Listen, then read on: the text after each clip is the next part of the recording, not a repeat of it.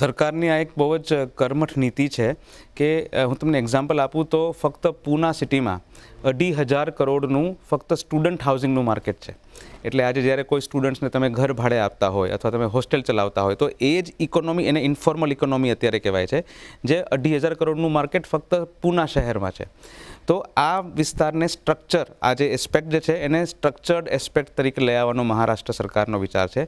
અને student housing તરીકે એ ઘણી બધી સ્કીમ્સ લઈને આવ્યા છે આમાં, કે જો કોઈ ડેવલપર અથવા કોઈ લેન્ડ ઓનર પોતાના લેન્ડ પાર્સલમાં જો સ્ટુડન્ટ હાઉસિંગનું જો એક જરૂરિયાત પૂરી પાડે તો એમને અમુક ઇન્સેન્ટિવ્સ છે. એનાથી શું થાય કે સ્ટુડન્ટ હાઉસિંગને પણ વધારો મળે. આજે કોઈ સામાન્ય શહેરમાંથી અથવા કોઈ નાના શહેરમાંથી, ફોર એક્ઝામ્પલ નંદુરબાર છે કે અમલનેર છે, એવા શહેરમાંથી કોઈ સ્ટુડન્ટ આજે ભણવા માટે મુંબઈ અથવા પૂના અથવા નાગપુર જેવા શહેરોમાં જાય તો એમને જે ભાડા હોય છે એ પોસાતા નથી. તો સરકારની એવી ઈચ્છા છે કે સ્ટુડન્ટ હાઉસિંગના અંડરમાં આવી રીતે પ્રાઇવેટ ડેવલપર્સ પાસેથી સ્ટુડન્ટ હાઉસિંગ ડેવલપ કરાવી અને એમને એક ટોકન દરે સ્ટુડન્ટ્સને આપવાની એમની ઈચ્છા છે, જે બહુ સરસ યોજના છે. અને એ રીતે ઘણા મોટા માર્કેટને પણ લોકો ટેપ કરી શકશે, નંબર 1. એવી જ રીતે સિનિયર લિવિંગ્સ, જે સિનિયર લિવિંગ આજે ઇન્ડિયામાં અને સ્પેશિયલી મહારાષ્ટ્રમાં એક ખૂબ જ ઉભરતું બજાર છે.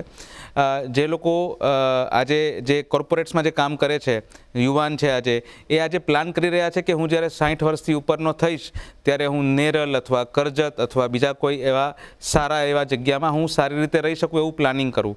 તો એ સિનિયર લિવિંગનું બજાર આજે પણ ઉભરતું બજાર છે અને ઘણા બધા ડેવલપર્સ એમાં ઓલરેડી આવી ચૂક્યા છે. તો એને પણ ઇન્સેન્ટિવાઇઝ કરવાની સરકારની યોજના છે કે જો તમે સિનિયર લિવિંગ કોમ્પોનન્ટ તમારા લેન્ડ પાર્સલમાં ડેવલપ કરો તો અમે તમને અમુક ઇન્સેન્ટિવ આપીશું. એટલે આ બહુ સરસ યોજનાઓ છે જે ભવિષ્યમાં આપણા જ સિટીઝન્સને ખૂબ જ કામમાં આવવાની છે.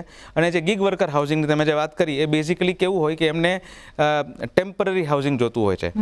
ઓકે, તો રેન્ટલ હાઉસિંગ કરીને એક ટર્મ છે. તો સરકાર રેન્ટલ હાઉસિંગને પણ આ જ હાઉસિંગ પોલિસીમાં વધારો આપવાની તૈયારીમાં છે. અને જો હાઉસિંગમાં તમે રેન્ટલ હાઉસિંગ આપશો તો તમને એમાં અમુક ઇન્સેન્ટિવ મળશે એવું ડેવલપરને કહેવામાં આવ્યું છે. એનાથી શું થશે કે એ જે રેન્ટલ હાઉસિંગ જે છે એનો કંટ્રોલ સરકાર પાસે રહેશે અને કોને રેન્ટ ઉપર આપવું, કેટલા રેન્ટ ઉપર આપવું, એ સરકાર પોતે કંટ્રોલ કરી શકશે.